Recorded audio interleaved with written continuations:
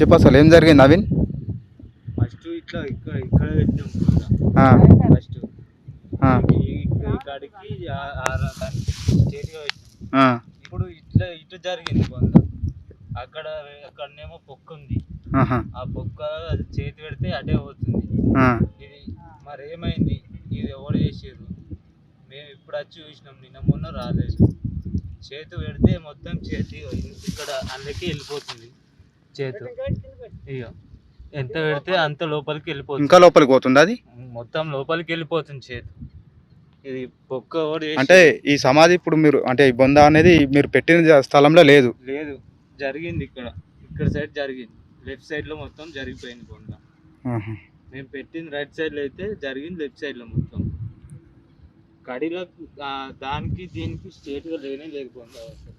ఇట్లా స్ట్రేట్ గా మొత్తం జరిగిపోయింది బొంద. ఇది ఎవరు చేసారు మరి, ఏం కథ? మేము ఇప్పుడు వచ్చి చూసినాం, చూసేసరికి ఇట్లా ఉంది. అంటే మీరు వచ్చి చూసేంత వరకు మీకు కూడా తెలియదు అసలు? మేము ఇప్పుడు ఆడ కిట్టుని తీసుకొని వచ్చి చూసేవరకు ఇట్లా ఉన్నది. ఇది ఎవరు చేసారు మరి? అంటే దీనికి కారకులు ఎవరు అనేది మీ ప్రశ్న, అంతే కదా? అంతే, దీనికి కారకులు ఎవరు చేసారు ఇట్లా, అది మాకు తెలియాలి. సరే, ఇది పెట్టింది పెట్టినట్టు ఉందా లేదా? అంటే పెట్టిన స్థలంలో లేదని చెప్పేసి మీ అనుమానం? లేదు, ఇక్కడ సైడ్ పెడితే ఇక్కడ సైడ్ ఎట్లా జరుగుతుంది బొంద? ఈ గుంత కాడికించి ఇట్లా వచ్చింది మన్ను, ఇట్లా గుంత కాడికించి వచ్చిన మన్ను ఆ గుంతలో మన్ను ఎట్లుండదు.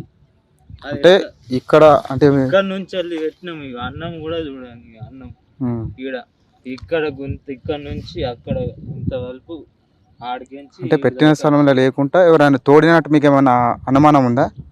అట్లనే కొడుతుంది ఇక్కడ తోడినట్టుగానే. చేతి పెడితే అందుకే పోతుంది ఇక్కడ చేతి పెడితే తోడినట్టు అనుమానం. అంటే ఇది నిన్నీయాల జరిగిన సంఘటన అనుకుంటున్నారా, లేకపోతే మీరు సమాధి చేసి వెళ్ళిపోయిన తర్వాత జరిగిన సంఘటన అనుకుంటున్నారు? మరి అది సమాధి 3 రోజులకు కూడా స్ట్రేట్ గానే ఉండే.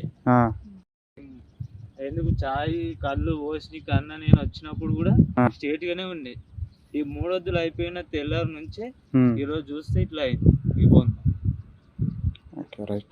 దీనికి మరి ఎవరు చేసిర్రు, మరి ఏం కథ ఇది? దీని మీద స్పందన ఏంటిదో మీడియా ద్వారా తెలుసుకోవాలి.